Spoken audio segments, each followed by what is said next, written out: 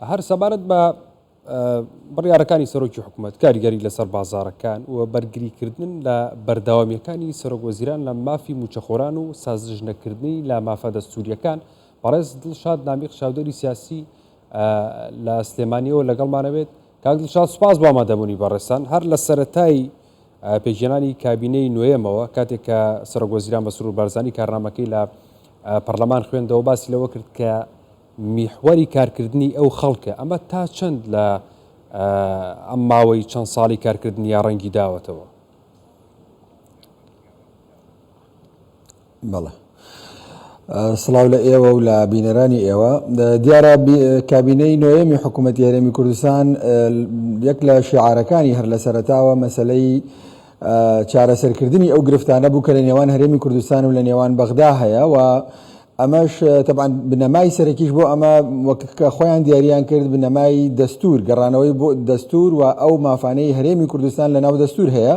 لەسەر ئەم بنەمایە چارەسەرکردنی ئەم کێشانە کە گرنگترینێک لەم کێشانە مەسەلەی موچە و بودجەی خەڵکی کوردستان بوو کە لە ساڵی 2014ەوە ئەم بابەتە بڕاوەوە جۆرێک لە گەمارۆی دارایی لەسەر هەرێمی کوردستان هەبووە لەلایەن بەغداوە.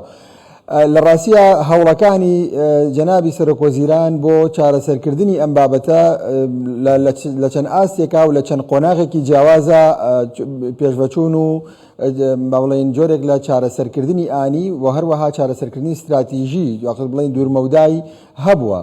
لە مەسلەی چارەسەرکردن بڵێن استراتیژیەکان دوورمەوداکان کە کابینەی نوێیەم ڕایگەاندووە گفتوگۆی بەردەوام بووە لەگەڵ بەغا بۆ چارەسەرکردنی ئەم بابەتەوە لێک تێگەیشتن و دانانی میکانیزم بۆ ئەوەی کە ئەمە بێ بە بناغەیەکی بتەوە ئیدی هیچ لایەک لەسەری لا نەدەن و بەردەوامی بڕاوە جارێکی تر گرفتی لە دروست نەبێ.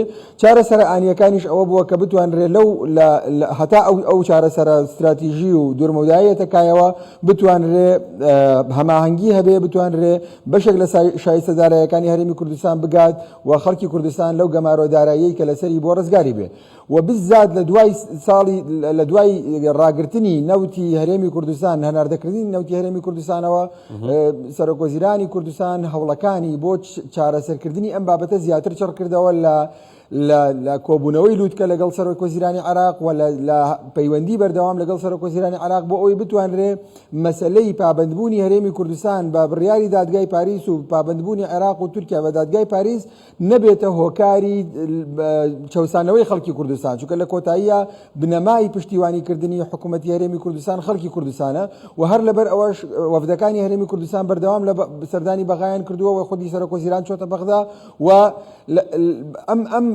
هاتو چۆکردن و ئەم گفتوگۆکردنە بەردەوامی هەبووە و ماندوو نەبوون لەم گفتوگۆکردنە کە ئەمە گرنگە بەڕاستی، چونکە گفتوگۆکردن ئەبێت کە هەم متمانە دروست بێ لە نێوان هەردوو لا هەمیش.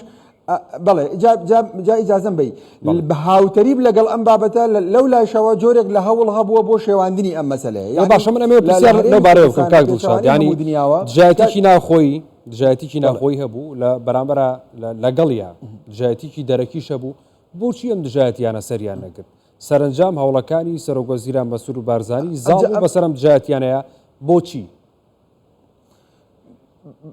بەڵێ ئەکید جا من ویستم ئەمە بڵێم، یعنی لە بەرامبەر ئەم هەوڵە سیستماتیکە سیستەمیەی کە لە کوردستان هەبووە کە حکوومەتی هەرێمی کوردستان مخاطبی حکوومەتی عێراقەوە کێشەکانی حکوومەتی عێراقی سیستەم لە عێراقا لەگەڵ هەرێمی کوردستانە لەگەڵ دەسەڵاتە لە هەرێمی کوردستان کە ئەمە هاتو چۆکردن و گفتوگۆ و مفاوەزاتە ئەمە سیستەمەکەیە، ئەمە ڕێگە ڕاستەقینەکەیە.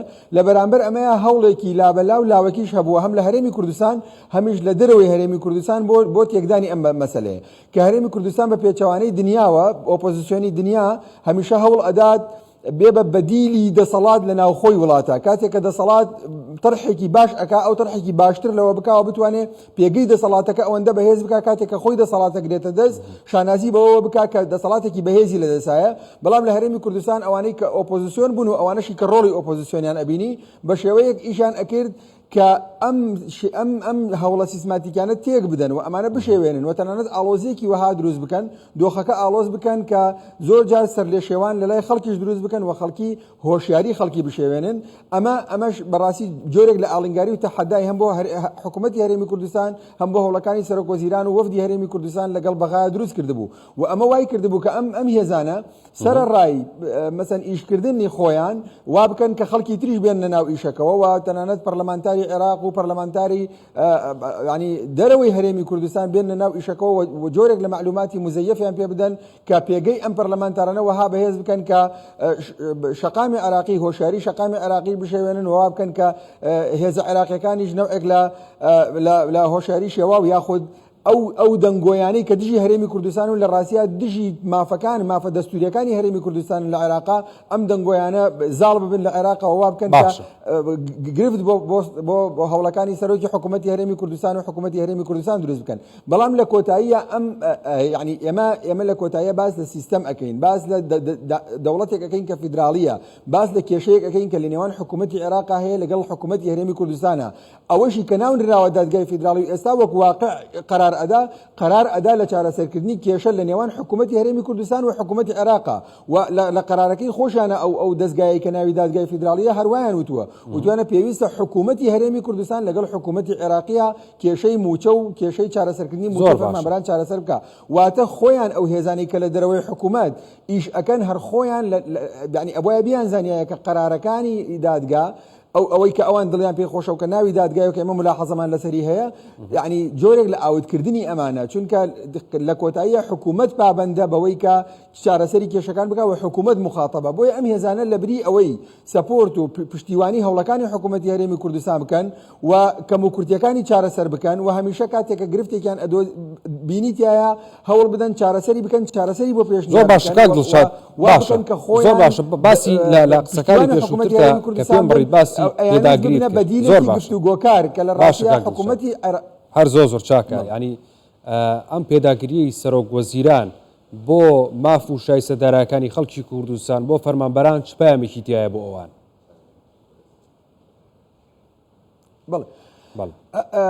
لە ڕاستیە لە چەند ڕوویەکەوە پەیام لەم بابەتە هەیە. یەکەم ئەوەیە کە حکوومەتی عێراقی هەمیشە لە دوای دەرچوونی ئەو قەراراتانەی ئەو دەستگایی کە ناوی دادگای فیدراڵیە و ئێستا ئیشی دادگای فیدراڵیەکە لەوە پێش دەرچوونی ئەو قەراراتانە و لە گفتوگۆکانی ڕابردووش و کاتی خۆشی لە پەسەندکردنی بودجە هەمیشە حکوومەتی عێراقی و دام و دەستگا فیدراڵیەکانی عێراقی خیتابیان قسەیان لەگەڵ هەرێمی کوردستان بووە. وزارەتی دارایی عێراقی قسەی لەگەڵ وزارەتی دارایی هەرێمی کوردستان بووە. دام و دەستگاکانی ڕقابەی عێراقی قسەیان لەگەڵ ڕقابەی هەرێمی کوردستان بووە. پەرلەمانی عێراقی قسەی لەسەر لەگەڵ حکوومەتی کەواتە ئەبێ ئەمە بتێ بگەن کە ئەوەی کە مخاتەبە لە عێراقا هەرێمی کوردستانە، دام و دەستگاکانی هەرێمی کوردستانە وابێ ئەمانە سەر لە دام و دەستگاکانی هەرێمی کوردستان بشێوێنن. ئەمە پەیامێکە بۆیان بۆ هەموو ئەو هێزانەی کە لە دەرەوەی حکوومەت خەریکی هەوڵن و هەوڵەکانەیە ببن بە بەدیلی حکوومەت. باشە پەیام بۆ خەڵک پەیامێکی تایە بۆ خەڵک پێداگریانە پێویستە با شتێکی تریش بڵێم. پەیامێکی تری گرنگی ئەم مەسەلەیە ئەوەیە کە ئەمانە بەشێکیان ئیشی خۆیانیان نەزانیوە، یعنی ئیشی خەڵکی تریان کردووەکەەوە ئیشی ئەوان نییە. پەیامیش بۆ خەڵکی کوردستان دیایە کە گرنگترین پەیام بۆ خەڵکی کوردستان ئەمەیە کە حکوومەتی هەرێمی کوردستان سەر ڕای هەر هەموو فشارەکان کە قورسترینیان بڕینی بودجە و موچەی خەڵکی کوردستانە پەشیمان نابێتەوە و پێداگرە لە مافە دەستوریەکانی هەرێمی کوردستان. مافە دەستوریەکان کە ئەڵێن مافە دەستوریەکان کە سەرۆک وەزیرانیش زۆر جەختی لێ ئەکاتەوە، ئەم دێڕا زۆر گرنگە چونکە ئێمە ئەڵێن مافە دەستوریەکان یعنی ئەو دەستورەی کە عێراقی لەسەر بنیاد نراوە. ئەگەر قەرارە ئێمە مافەکانمان کەم بکرێتەوە ئەوە کەواتە ئەو دەستورە پێشێل کراوە، کەواتە هەبوونی عێراق خۆی لەژێر پرسیارایە. کە ئێمە ئەڵێن مافە دەستوریەکانی هەرێمی کوردستان پێویستە وەک خۆی جێبەجێ بکرێ، واتە عێراقی نوێ پێویستە بەو شێوەیە بێت کە دروستکەرەوەکانی عێراقی نوێ لەسەری ڕێکەوتون.